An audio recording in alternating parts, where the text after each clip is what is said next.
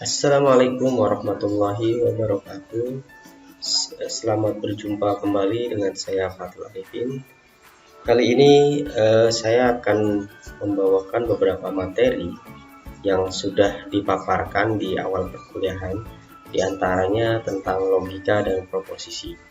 Nah, pada pertemuan pembuka kita telah melakukan pre-test atau tes kemampuan awal tentang pemahaman kalian pada matematika dasar. Nah, sekarang kita fokuskan lagi belajarnya pada materi-materi yang telah dibagikan atau dituangkan pada rencana perkuliahan semester. Mudah-mudahan kalian sudah membaca semua pembagian materi yang ada di RPS. Yuk kita simak video tentang materi logika dan proposisi serta pernyataan majemuk. Oke, baik. Pada pertemuan kedua ini, saya akan coba membawakan materi tentang logika.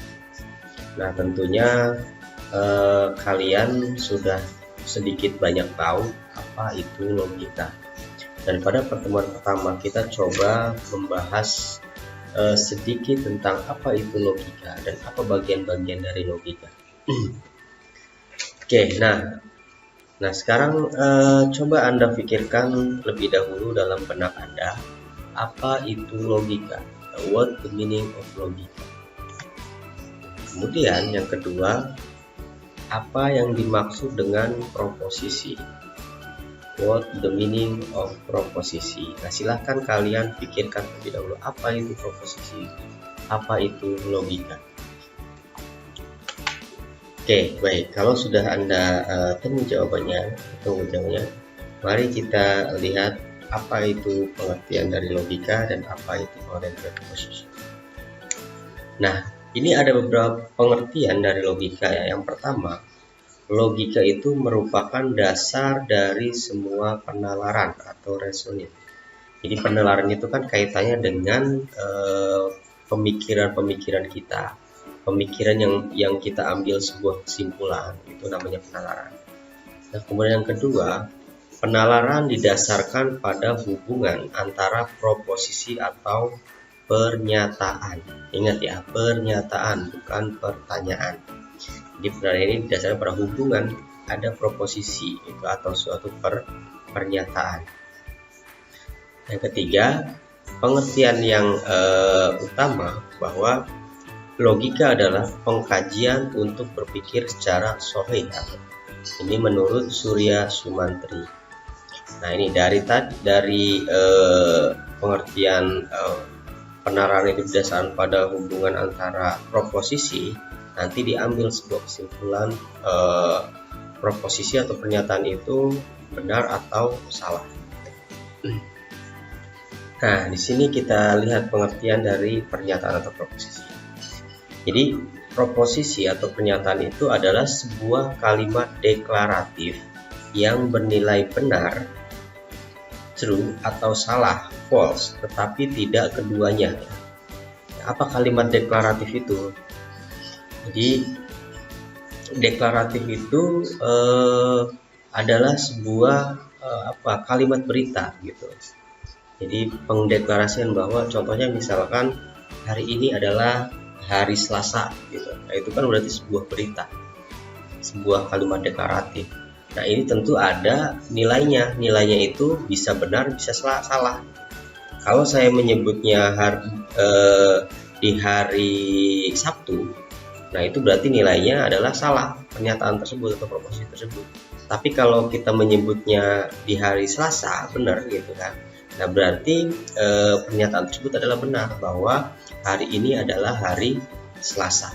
Nah, itu adalah sebuah pernyataannya. Jadi tidak mungkin pernyataan itu bisa benar bisa salah. Nah, itu ya. Jadi bukan termasuk dari kalimat deklaratif seperti itu ya. Nah, contohnya misalkan nih. Contoh semua pernyataan di bawah ini adalah proposisi. Yang pertama, 13 adalah bilangan ganjil. Nah, ini kan ada kemungkinan bisa benar, bisa salah gitu kan. Tapi tidak mungkin keduanya. Nah, Nah, ini 13 adalah bilangan ganjil. Ini kan berarti bernilai benar gitu. Nah, yang kedua, Soekarno adalah alumnus UGM. Nah, ini juga sama gitu kan. Ini sebuah kalimat deklaratif. Benar apa enggaknya itu tergantung orang yang tahu gitu kan, bahwa Soekarno itu adalah alumnus UGM. Kalau memang dia benar lulusan UGM berarti bernilai benar. Tapi kalau Soekarno ini bernilai bukan alumnus UGM, berarti pernyataan tersebut adalah salah. Yang ketiga, 1 ditambah 1 itu sama dengan 2. Nah, ini tentu jelas gitu kan, benar kan pernyataannya. Dan tidak ada yang mengatakan ini salah gitu kan. Berarti kalimat tersebut merupakan proposisi.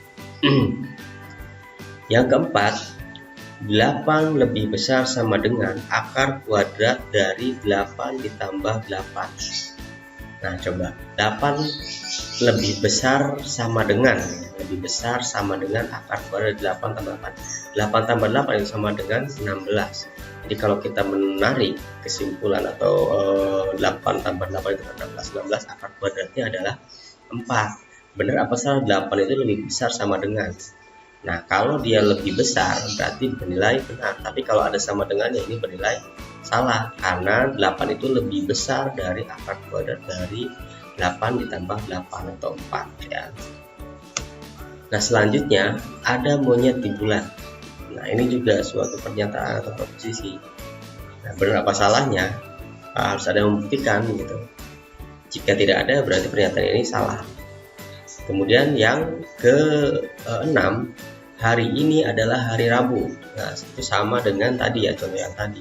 Kalau kita mengatakannya di hari Sabtu, berarti pernyataannya adalah bernilai salah. Tapi kalau kita menyatakannya di hari Rabu ya, berarti pernyataan ini bernilai benar. Ya, nah, itu adalah contoh dari suatu pernyataan ya, yang atau proposisi. Nah, contoh selanjutnya ini yang semua pernyataan ini bukan proposisi atau kalimat deklaratif ya. Nah, kita lihat jam berapa kereta api Argo Bromo tiba di Gambir. Nah, kenapa tidak dikatakan sebuah proposisi? Karena ini bukan merupakan kalimat berita atau kalimat deklaratif ya. Karena ini suatu kalimat tanya gitu. Yang kedua, isilah gelas tersebut dengan air. Ini juga sama. Ini bukan sebuah proposisi karena apa? Ini adalah kalimat perintah, bukan kalimat deklaratif. Yang ketiga, tolong jangan berisik. Nah, sama. Ini juga adalah kalimat perintah gitu. Yang keempat, kenapa kalian ngantuk? Nah, ini bukan proposisi karena apa? Ini kalimat tanya. Nah, itu adalah contoh dari pernyataan yang bukan proposisi. Nah, jadi intinya pernyataan itu bisa bernilai proposisi, bisa tidak proposisi gitu ya. Jadi pernyataan itu akan bernilai proposisi jika kalimat tersebut bernilai kalimat berita atau deklaratif. Kesimpulannya adalah proposisi adalah kalimat berita gitu kan. Oke, nah selanjutnya, nah ini kita lihat contoh berikutnya. Gajah lebih besar daripada tikus. Nah, ini merupakan, apakah ini sebuah pernyataan? Ya, tentu gitu kan. Yang kedua, apakah ini sebuah proposisi? Ya, sama, betul. Ini adalah sebuah kalimat proposisi. Kemudian selanjutnya, apakah nilai kebenaran dari proposisi ini? Gajah lebih besar daripada tikus.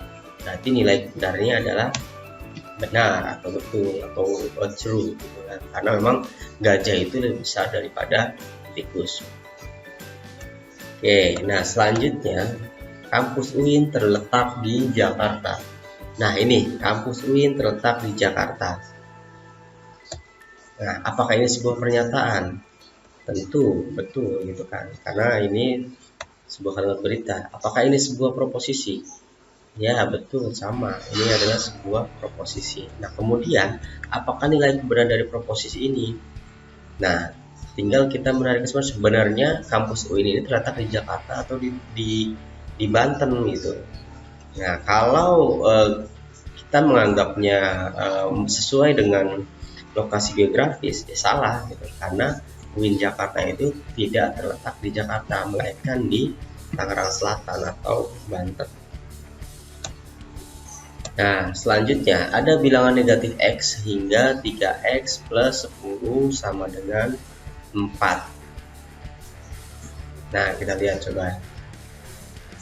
Apakah ini sebuah pernyataan? Ya, betul. Apakah ini sebuah proposisi? Ya, betul juga.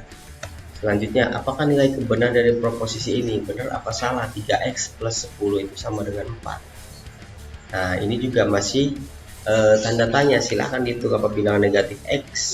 Ada bilangan negatif X sehingga 3X plus 10 sama dengan 4. Nah, gitu coba. Kalau kita masukkan 4, berarti kan 3X tambah bilangan negatif itu kita rubah, misalnya X-nya adalah negatif 2. Negatif 2 berarti 3 kali negatif 2, 6. Plus 10 sama dengan 4, benar. Nah, kemudian Y lebih besar dari 5. Nah, nilai kebenaran dari pernyataan tersebut bergantung pada Y, tapi nilainya belum ditentukan. Nah, ini sama ya juga, apa pernyataan ini benar, apakah ini sebuah proposisi atau tidak gitu kan, karena dia belum jelas, bukan sebuah kalimat berita gitu kan, karena belum nilai Y-nya ini belum kita ketahui, belum ditentukan. Oke, nah pernyataan jenis ini kita sebut sebagai fungsi komposisi atau kalimat terbuka. Jadi makanya ini bukan termasuk dari sebuah proposisi. Selanjutnya, tolong untuk tidak tidur selama kuliah. Ya, apakah ini sebuah pernyataan? Tidak, gitu kan. Ini adalah sebuah permintaan. Apakah ini sebuah proposisi? Tidak juga, gitu kan. Hanya pernyataanlah yang bisa menjadi proposisi, sedangkan yang di atas itu merupakan suatu kalimat pertanyaan atau sebuah pertanyaan, bukan pernyataan.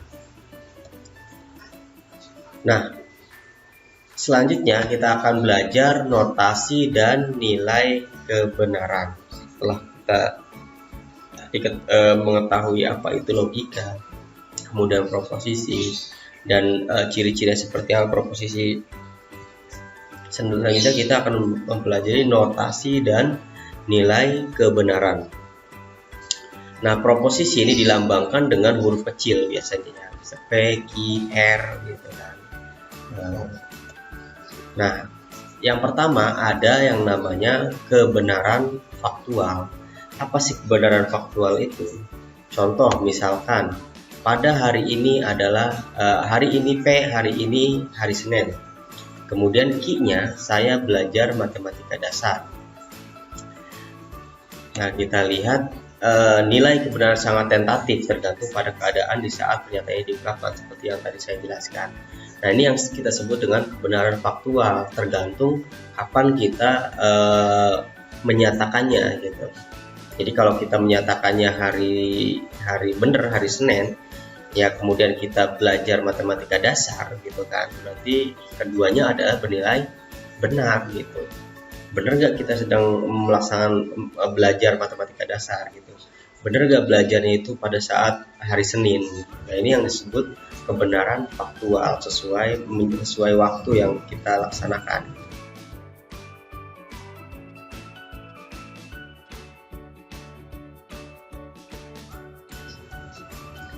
Nah, selanjutnya ada kebenaran logis. Apa itu kebenaran logis? Nah, kita lihat dulu contohnya. Misalkan ada 7 hari dalam seminggu dan 2 tambah 2 sama dengan 4. Nah, ini kan berarti logis, sesuai gitu kan. Jadi ada 7 hari dalam seminggu, benar gitu kan. Kemudian 2 ditambah 2 sama dengan 4, ini juga sama, benar. Nah, ini yang disebut adalah kebenaran logis. Nah, ini karena apa? Proposisi ini selalu bernilai benar gitu kan. Nah, ini yang disebut dengan kebenaran logis. Ada kebenaran yang selalu atau proposisi yang selalu bernilai benar gitu kan. Jadi secara logika memang yang benar 7 hari itu dalam 7 hari dalam seminggu, ada 7 hari dalam seminggu, dan semua orang pasti setuju gitu kan, tidak ada yang menyangkal. Begitupun 2 ditambah 2 sama dengan 4 gitu. Ini artinya semua orang satu suara gitu, bahwa 2 tambah 2 sama dengan 4. Kecuali misalkan X plus 2 sama dengan 4 itu baru bukan kebenaran logis karena belum ditentukan X itu berapa.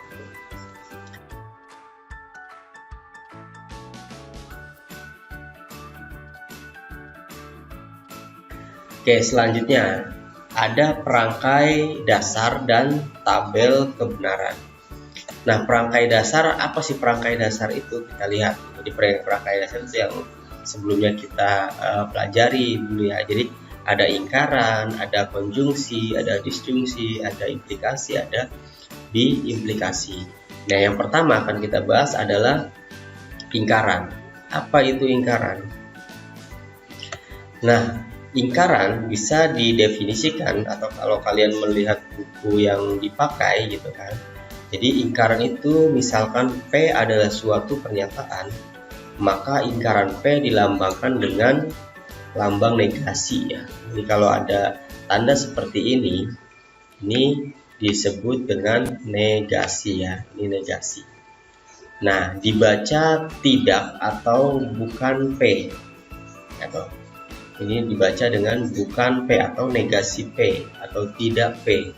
Adalah suatu pernyataan yang salah jika P benar dan pernyataan yang benar jika P salah gitu ya. Ini. Jadi kebalikannya, kalau nilainya ini benar berarti negasinya adalah salah. Jika negasinya salah berarti jika P-nya salah berarti negasinya adalah benar, bergantung pada posisinya itu nilainya seperti apa. Kalau posisinya bernilai benar berarti ketika kita ingkarkan atau negasikan itu akan bernilai benar. Tapi kalau nilainya misalkan sudah benar berarti kita negasikan menjadi salah. Gitu. Contoh, misalkan di sini ada P, P-nya itu adalah Bandung adalah ibu kota Jawa Barat. Kalau kita negasikan, nah ini kan Bandung adalah ibu kota Jawa Barat. Nah kalau kita negasikan adalah simbolnya seperti ini, P negasi P, Bandung bukan ibu kota Jawa Barat. Jadi Bandung bukan ibu kota Jawa Barat. Jadi nilai negasinya atau ingkarannya ini adalah kebalikan dari pernyataan sebelumnya gitu loh. Ini kan sebenarnya sudah benar pernyataannya. Ketika diingkarkan atau dinegasikan, dia akan bernilai salah. Nah selanjutnya key, misalnya yang key ini adalah semua bilangan prima adalah bilangan ganjil. Nah kemudian kita negasikan, kita tulis simbolnya itu berarti negasi P. Tidak benar bahwa semua bilangan prima adalah bilangan ganjil. Nah kita ketahui bahwa yang pertama, yang key ini adalah pernyataan ini adalah bernilai salah gitu kan, karena semua bilangan prima itu ada yang benar, contohnya 2 kan? Jadi semua bilangan prima adalah bilangan ganjil, ini adalah bernilai salah. Kemudian kita negasikan bernilai benar, karena tidak benar bahwa semua bilangan prima adalah bilangan ganjil, karena ada angka 2 gitu yang bernilai genap gitu.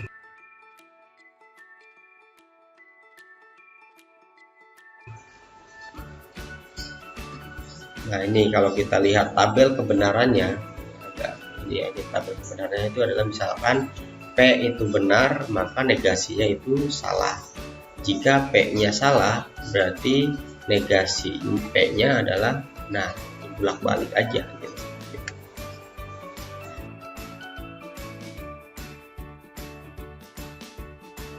Nah ini adalah contoh-contoh atau definisi dari ingkaran atau negasi ya. Nah selanjutnya ada yang namanya konjungsi. Nah ini konjungsi ini adalah kalimat majemuk dengan penghubung dan ya. Jadi kalimat majemuk dengan penghubung dan ini kita biasa disebut dengan konjungsi. Nah definisinya adalah misalkan P dan Q adalah 2 pernyataan. Nah pernyataan P dan Q atau dibaca konjungsi P dan Q dilambangkan dengan P Nah lambangnya seperti ini nih, kayak lambang apa ya, A tapi tidak ada garisnya. P konjungsi Q ya, dibacanya P konjungsi Q, bernilai benar jika pernyataan P dan Q bernilai benar, gitu kan. Jadi pernyataan ini akan bernilai benar jika kedua-duanya benar, gitu kan. Tapi kalau ada salah satu yang salah, berarti akan bernilai salah.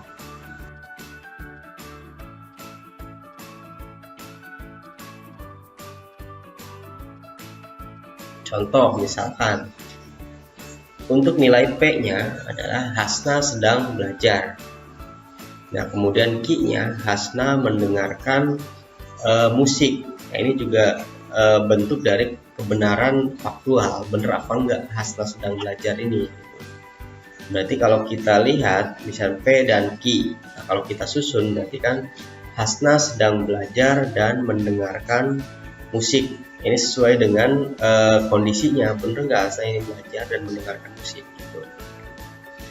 Nah ini ya, jadi kalau kita hubungkan ada dua kalimat, Hasna sedang belajar, kemudian ada Hasna sedang mendengarkan musik gitu kan. Kalau digabungkan Hasna sedang belajar dan mendengarkan musik. Nah ini ada jika kita tuliskan dalam sebuah kalimat, bentuk konjungsi ini akan berubah menjadi dan, gitu kan. Nah ini tabel kebenarannya.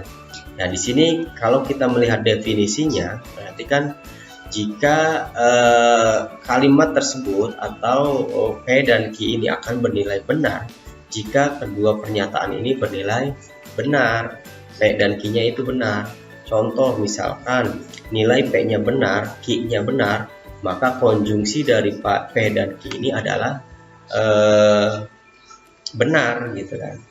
Nah tapi jika B-nya benar, Q-nya salah, ini akan bernilai salah. Kemudian jika P-nya ini pernyataannya bernilai salah, maka dan Q-nya bernilai benar, maka nilai konjungsinya adalah salah. Begitupun dengan yang keempat, jika misalkan P-nya itu salah dan Q-nya salah, berarti sudah pasti ini salah gitu. Seperti itu. Jadi ini adalah nilai dari konjungsi. Nah, seperti itu ya, nanti akan kita bahas lagi.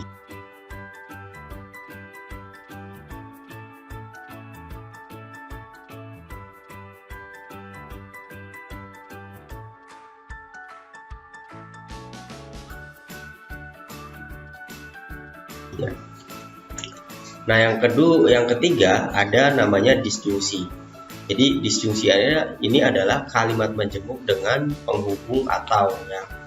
Kalau tadi dan konjungsi, ini dis ya namanya. Kita ingat-ingat ada kata dis.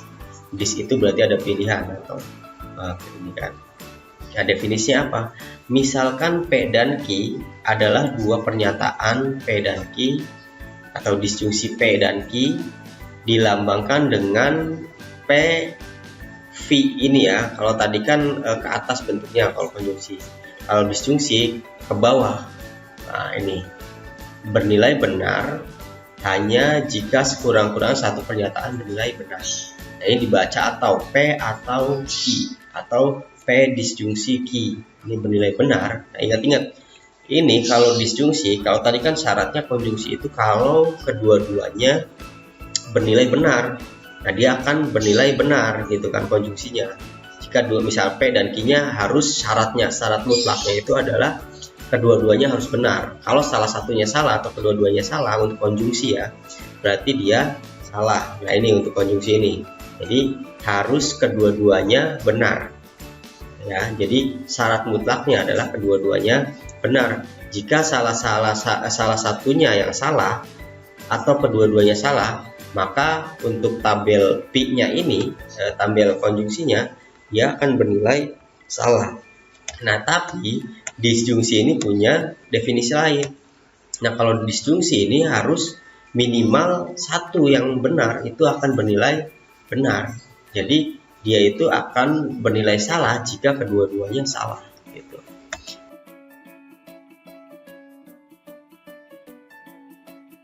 Contoh misalkan Amir makan roti supaya kenyang. Yang Q-nya Amir makan nasi supaya kenyang. Artinya ini kan ada pilihan gitu. Artinya makan satu aja udah pasti bener, udah kenyang, apalagi dua-duanya gitu kan. Yang salah itu misalkan tidak makan roti, yang kedua tidak makan nasi gitu, itu pasti salah gitu. Nah, Amir makan roti, ini harusnya atau ya. Amir makan roti atau dan nasi supaya kenyang, atau nasi supaya kenyang. Ini harus kita ganti di sininya. Ya di sini atau ini supaya kenyang. Jadi Amir makan roti atau nasi supaya kenyang. Nah, ini kan berarti kita pilih salah satunya gitu. Nah, dia akan bernilai salah jika kedua-duanya salah. Jika salah satunya benar aja, dia akan bernilai benar.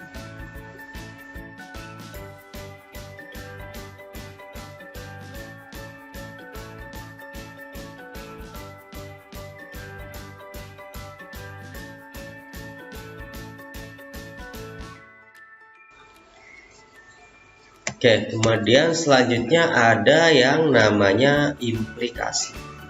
Nah, implikasi ini apa sih gitu kan? Nah, kita bisa definisikan. Definisi dari implikasi ini adalah pernyataan majemuk jika P maka Q disebut pernyataan bersyarat dilambangkan sebagai P tanda panah. Gitu. T tanda panah 1 Q, P tanda panah Q bernilai salah hanya jika P bernilai benar dan Q bernilai salah.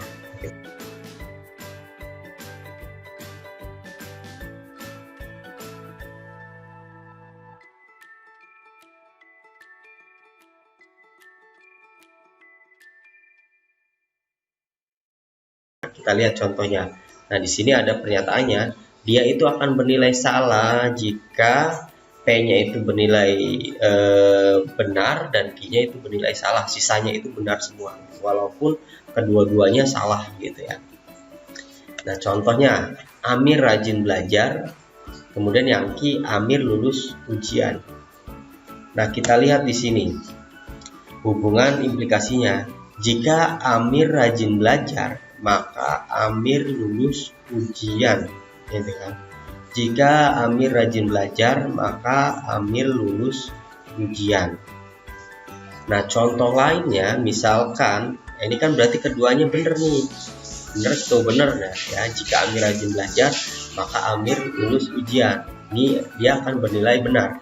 Contoh misalkan salah jika P bernilai benar dan Q bernilai salah. Contohnya misalnya gini, jika Amir rajin belajar, maka Amir tidak lulus ujian. Ini kan contoh yang salah gitu, artinya dia misalnya rajin belajar maka tidak lulus ujian, itu kan salah gitu kan. Nah, seperti itu.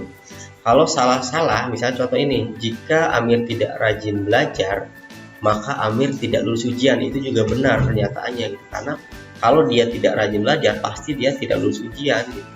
Nah, ini bisa benar, benar. Tapi kalau misalnya pernyataan gini, jika Amir yang ini ya, jika Amir tidak rajin belajar, maka Amir lulus ujian. Ini juga ada kemungkinan salah ketemu benar itu adalah benar. Seperti itu. Nah, ini tabel kebenarannya. Nah, itu kan.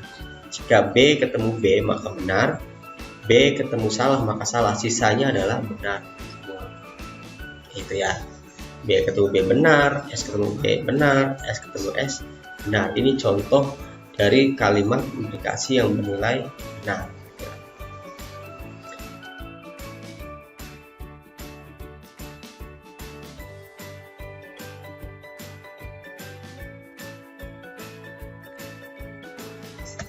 Nah, selanjutnya ada yang namanya biimplikasi. Apa biimplikasi itu? Jadi biimplikasi itu timbal balik. Timbal balik itu dia bisa S ketemu B ketemu S salah, S ketemu B salah. Jadi kalau dilambangkan itu dia arahnya ke Q balik lagi ke P. Seperti itu. Ya, definisinya seperti ini.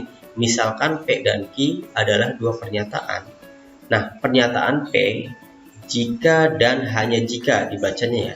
Jika implikasi itu dibacanya jika dan hanya jika. P jika dan hanya jika Q. Nah, ini disebut pernyataan wisyarat. Ada persyaratannya, dua persyaratannya gitu. Dilambangkan dengan P tanda panah bolak-balik gitu kan. Q bernilai benar hanya jika P dan Q memiliki nilai kebenaran yang sama. Artinya memiliki nilai kebenaran yang sama itu kedua-duanya benar atau kedua-duanya salah, dia akan bernilai benar. Tapi kalau kedua-duanya atau salah satunya benar atau salah satunya salah, itu akan salah nilai akhirnya.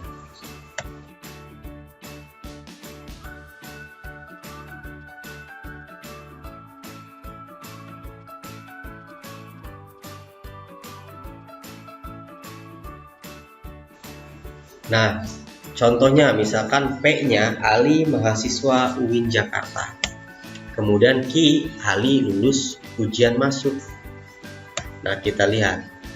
Ali masuk UIN Jakarta jika dan hanya jika Ali lulus ujian masuk. Ini kan berarti kedua-duanya benar.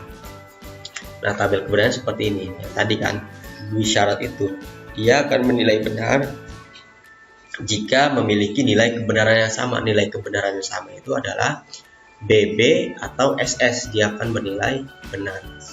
Ya, jika salah satunya berbeda, maka dia akan bernilai salah. Contoh yang benar ini kan ini, yang B ketemu B ini kan. Contoh salah ketemu salah. Contoh salah ketemu salah itu misalkan Ali bukan mahasiswa UIN Jakarta jika dan hanya jika Ali tidak lulus ujian masuk. Nah, itu kan benar nih ya. Nah, salah, kalau salah itu nilainya misalnya gini. Yang benar ketemu salah nih. Ali mahasiswa UIN Jakarta jika dan hanya jika Ali tidak lulus ujian masuk. Nah, ini kan bernilai salah karena apa? Dia mahasiswa UIN tapi tidak lulus ujian masuk gitu. Nah, ini kan berarti sudah dibuktikan dengan ini. Dia pernyataan itu bernilai salah karena salah satunya memang nggak mungkin Ali itu mahasiswa UIN Jakarta kalau tidak lulus ujian. Atau misalkan yang ketiga ini S ketemu B. Contoh yang salah misalkan kalau S itu yang salah itu Ali bukan mahasiswa UIN Jakarta jika dan hanya jika Ali lulus ujian masuk. Masa lulus ujian masuk dia bukan mahasiswa Jakarta itu kan. Nah, berarti ini bernilai salah gitu, seperti itu ya. Jadi untuk di implikasi ini ada dua syaratnya, harus kedua-duanya ini bernilai benar atau kedua-duanya bernilai salah, maka bernilai valid atau sahih atau benar ya nilainya dari implikasi tersebut.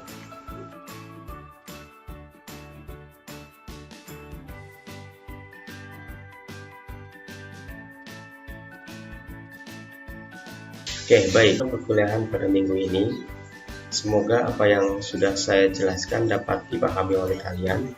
Apa yang belum dipahami silahkan pelajari lagi pada buku yang telah saya rekomendasikan, yaitu tentang matematika dasar. Dan jika masih belum paham juga, nanti kita bisa komunikasikan di media Google Classroom atau Zoom ya. Jadi silahkan belajar kembali. Jadi apa yang telah saya jelaskan di video tadi, kalian pelajari lagi dan coba kerjakan latihan-latihan yang ada pada buku ini ya. Jadi yang belum punya silahkan beli terlebih dahulu ya, agar kita bisa latihan. Dan baik, kurang lebihnya saya aturkan terima kasih dan mohon maaf apabila ada kesalahan. Assalamualaikum warahmatullahi wabarakatuh.